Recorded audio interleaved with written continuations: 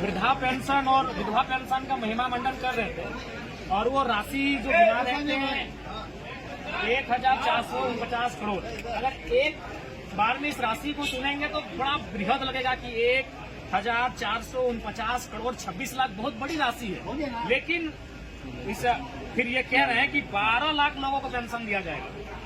तो मान के चलिए उस राशि को अगर हम 12 लाख से डिवाइड करते हैं तो रिजल्ट आता है माफ कीजिएगा 1,44,926 और फिर उसको 12 क्योंकि एक साल में 12 महीने होते हैं और बजट एक साल के आता है। फिर अगर उसको 12 से डिवाइड देते हैं तो रिजल्ट आता है 1,006 रुपए।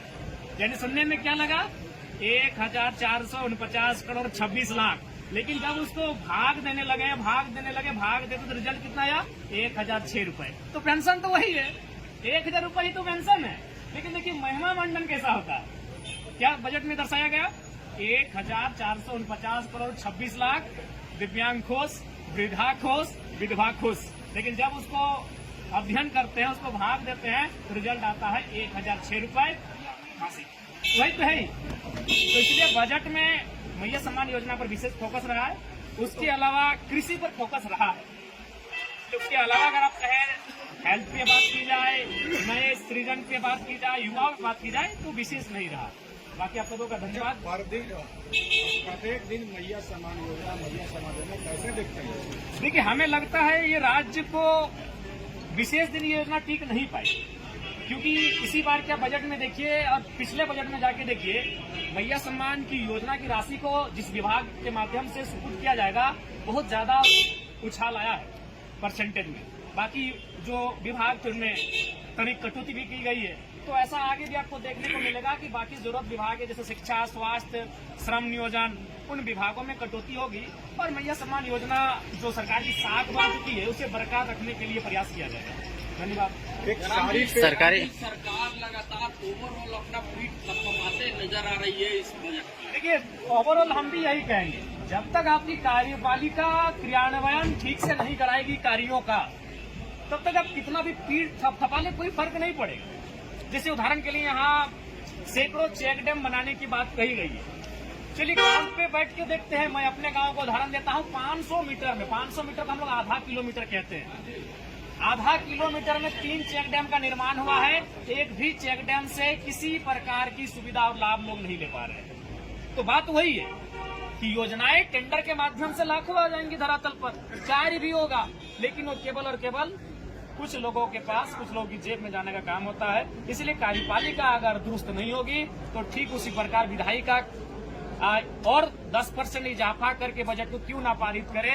जब खर्च आपको 65% ही करना है तो फिर महिमा मंडन करने की भी आवश्यकता नहीं है। धन्यवाद। धोती साड़ी की बात हो रही थी, उस पर कमेंट आया, पर्सनल विधायक पे कमेंट करना कि आप कितनी अच्छी लग रही है। ऐसा नहीं होना चाहिए। पर्सनल किसी पर सदन के भीतर एक गरिमा होती है।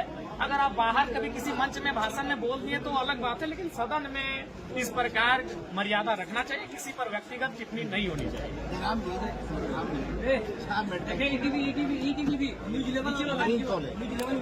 और टेक्निकल यूनिवर्सिटी देखिए उसके लिए आपको ग्राउंड में सर्वे कीजिए। मैं जिस विधानसभा से आता हूँ वहाँ बहुत सारे कॉलेज, बहुत सारे स्वास्थ्य केंद्र बने हैं, लेकिन स्वास्थ्य केंद्र में डॉक्टर नहीं है और स्कूलों कॉलेजों में शिक्षक नहीं है। केवल वो टेंडर का काम आता है। जो विधायक है, मंत्री हैं, जो उनके करीबी हैं, उनको टेंडर सुपुर्द किया जाता है। इसलिए मैंने कहा कार्यपालिका दुरुस्त होगी तभी इस बजट का लाभ होगा, और नहीं तो फिर ये बजट उसी प्रकार से योजनाएं धरातल पर जाएंगी, काम होगा, फाइलें बनेंगी और फिर चलते चलते एक मात्र पुलिस कर्मियों के लिए वहाँ पे खड़े हैं। वो लोग कह रहे हैं कि मैया सम्मान योजना की तो बात हो रही है, ठीक है, तो कैमरे पे बोलेंगे नहीं, तो क्या इसी सम्मान योजना में हमारा दोपहर का खाना नाश्ता का पैसा चला गया, क्या नहीं मिल रहा है? देखिए हमने पहले कहा कटौती हुआ है, इस बात को कोई अस्वीकार नहीं करेगा। मैया सम्मान योजना की साख को बचाने के लिए बाकी विभाग की कटौती हुई है, ये सत्य है। नहीं मिला, हमें अपनी बातों को रखने का अवसर कल दिया जाएगा। और जहां तक बजट का प्रश्न है, निसंदेह विगत वर्ष की तुलना में इस बार का बजट में बढ़ोतरी हुआ है, लेकिन प्रश्न यही है कि बजट तो पारित हो जाते हैं, बजट सुनने में, पढ़ने में, लोगों को बताने में भी बहुत अच्छा लगता है, लेकिन धरातल में सच्चाई में विगत 25 वर्षों के बजट का अध्ययन करके आया हूँ। इस बार का व्यय चूंकि अभी तक प्राप्त नहीं हुआ है, 2023-24 में कुल योग था 1,41,498 करोड़। इसमें खर्च किया गया था 1,07,920 करोड़। उससे पूर्व प्रत्येक वर्ष का जो बजट है उसमें कुल योग मूल बजट, प्रथम अनुपूरक बजट, द्वितीय अनुपूरक बजट, तृतीय अनुपूरक बजट, उसका कुल योग बजट का होता है। उस राशि और खर्च की गई जो राशि का अगर आप अध्ययन करते हैं तो हमें लगता है बहुत सारी राशियां छूट जाती है। तो सवाल यह होता है कि विधायिका यानी माननीय वित्त मंत्री महोदय सरकार का बजट विधायिका के माध्यम से पारित तो हो जाता है, लेकिन कार्यपालिका अपनी शक्तियों का वास्तविक रूप से निर्वहन ठीक से नहीं कर पाने के कारण इस बार भी जो विगत वर्ष है वित्तीय उसमें मात्र 65% हम लोग खर्च कर पाए हैं, जो कि काफी चिंताजनक विषय है।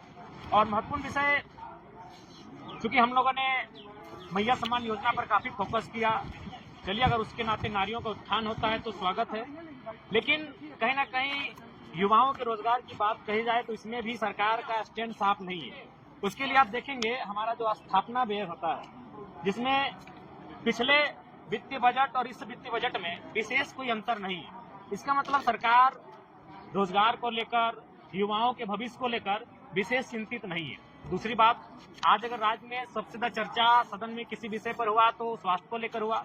अगर स्वास्थ्य की अगर हम बात करें तो नेशनल हेल्थ पॉलिसी 2017 कहती है कि किसी भी राज्य का जो स्वास्थ्य पर बजट होना चाहिए वो कम से कम न्यूनतम 8% होना चाहिए, लेकिन हमारे राज्य का स्वास्थ्य पर जो बजट है वो 5.6% है, जो कि चिंताजनक विषय है।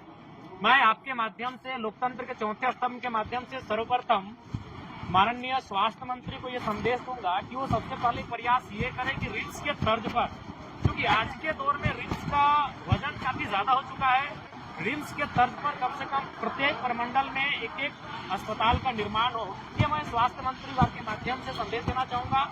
और बिल्कुल स्वास्थ्य के बजट में कहीं ना कहीं कटौती है, जो कि नेशनल हेल्थ पॉलिसी 2017 भी कहती है कम से कम न्यूनतम 8% होना चाहिए, जो कि हमारी सरकार उस दिशा में फॉलो नहीं कर रही है। उसके धन्यवाद मिला, हमें अपने बातों को रखने का अवसर कल दिया जाएगा। और जहां तक बजट का प्रश्न है, निसंदेह विगत वर्ष की तुलना में इस बार का बजट में बढ़ोतरी हुआ है, लेकिन प्रश्न यही है कि बजट तो पारित हो जाते हैं, बजट सुनने में, पढ़ने में, लोगों को बताने में भी बहुत अच्छा लगता है, लेकिन धरातल और सच्चाई में विगत 25 वर्षों के बजट का अध्ययन करके आया हूँ। इस बार का व्यय चूंकि अभी तक प्राप्त नहीं हुआ है, 2023-24 में कुल योग था 1,41,498 करोड़। इसमें खर्च किया गया था 1,07,920 करोड़। उससे पूर्व प्रत्येक वर्ष का जो बजट है उसमें कुल योग मूल बजट, प्रथम अनुपूरक बजट, द्वितीय अनुपूरक बजट, तृतीय अनुपूरक बजट, उसका कुल योग बजट का होता है। उस राशि और खर्च की गई जो राशि का अगर आप अध्ययन करते हैं तो हमें लगता है बहुत सारी राशियां छूट जाती है। तो सवाल यह होता है कि विधायिका यानी माननीय वित्त मंत्री महोदय सरकार का बजट विधायिका के माध्यम से पारित तो हो जाता है, लेकिन कार्यपालिका अपनी शक्तियों का वास्तविक रूप से निर्वहन ठीक से नहीं कर पाने के कारण इस बार भी जो विगत वर्ष है वित्तीय उसमें मात्र 65% हम लोग खर्च कर पाए हैं, जो कि काफी चिंताजनक विषय है।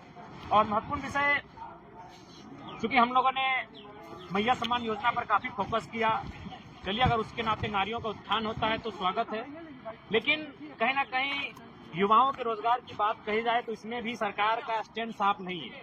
उसके लिए आप देखेंगे हमारा जो स्थापना व्यय होता है, जिसमें पिछले वित्तीय बजट और इस वित्तीय बजट में विशेष कोई अंतर नहीं है।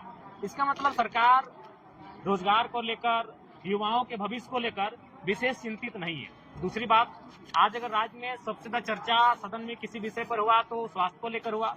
अगर स्वास्थ्य की अगर हम बात करें तो नेशनल हेल्थ पॉलिसी 2017 कहती है कि किसी भी राज्य का जो स्वास्थ्य पर बजट होना चाहिए वो कम से कम न्यूनतम 8% होना चाहिए, लेकिन हमारे राज्य का स्वास्थ्य पर जो बजट है वो 5.6% है, जो कि चिंताजनक विषय है। मैं आपके माध्यम से लोकतंत्र के चौथे स्तंभ के माध्यम से सर्वप्रथम माननीय स्वास्थ्य मंत्री को ये संदेश दूंगा कि वो सबसे पहले प्रयास ये करें कि रिम्स के तर्ज पर, क्योंकि आज के दौर में रिम्स का वजन काफी ज्यादा हो चुका है, रिम्स के तर्ज पर कम से कम प्रत्येक प्रमंडल में एक एक अस्पताल का निर्माण हो, ये मैं स्वास्थ्य मंत्री विभाग के माध्यम से संदेश देना चाहूंगा।